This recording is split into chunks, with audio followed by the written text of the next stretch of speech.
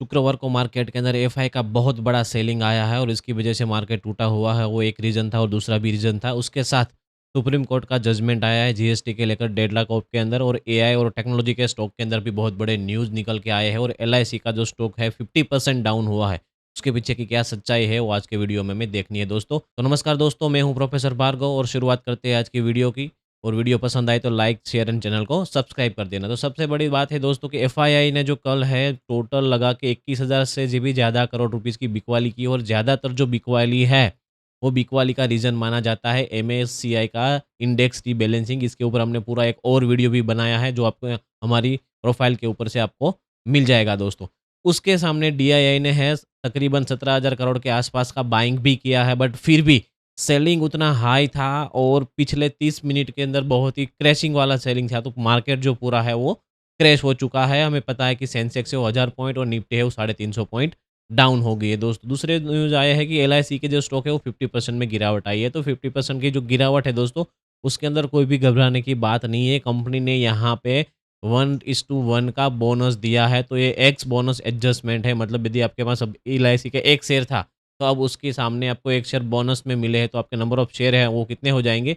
2 हो जाएँगे। सबसे इंटरेस्टिंग स्टॉक जो रहा है वो डेल्टा कॉर्प रहा है। डेल्टा कॉर्प के अंदर तकरीबन 17% के आसपास का क्रैश आया हो, जिसका रीज़न ये है कि जो 28% के जो टैक्स के जो मामले के अंदर उसकी जाँच चल रही थी सुप्रीम कोर्ट के अंदर, उसके अंदर सुप्रीम कोर्ट ने सरकार के जो पक्ष के अंदर है वो अपना डिसीज़न दिया है। मतलब कि अब यहाँ पे कंपनीज़ को 1.12 लाख मतलब 1 लाख करोड़ से भी ज़्यादा की अमाउंट का जो है वो टैक्स भरना पड़ेगा। यहाँ पे कंपनी ने अपील की थी कि हम 28% पे नहीं आएँगे, बट यस सुप्रीम कोर्ट ने बोला कि आपको 28% जो है वो टैक्स भरना पड़ेगा। सुज़लोन एनर्जी के अंदर सेबी ने पेनल्टी लगाई और उसने यहाँ पे कंपनी के एमडी के ऊपर जो है 29 करोड़ की सैलरी लगाई है, क्योंकि मिसलीडिंग फाइनेंशियल स्टेटमेंट के अंदर उसने घपला किया था और घपले के तहत यहाँ पे तकरीबन 29 करोड़ की जो है उसको भारी पेनल्टी लगाई। उसकी वजह से स्टॉक के अंदर नेगेटिव इफेक्ट आ सकता है।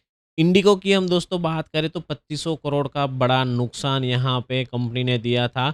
उसका रीज़न हमें पहले से ही कुछ पता था और कुछ रीज़न निकल के आया है। पहला मेन रीज़न यहाँ पे है फ्यूल कॉस्ट है और एयरक्राफ्टिंग की ग्राउंडिंग की जो कॉस्ट है ना वो बहुत बढ़ गई है। हमें पता है कि जो क्रूड ऑयल है उसकी वजह से ऑल ओवर कंपनी की जो एयरलाइंस कंपनी है सारी कंपनीज़ के प्रॉफिट के अंदर बहुत ही बड़ा ड्रेस्ट आया है और काफ़ी कंपनी से वो तो लॉस में भी चली गई हुई है। अशोक लेलैंड की बात करें तो 14% का प्रॉफिट इंक्रीज़ होके 1300 करोड़ हुआ है और उसके थ्रू या ₹2.5 का जो है वो उसने इंटरिम डिविडेंड भी यहाँ पे अनाउंसमेंट किया हुआ है।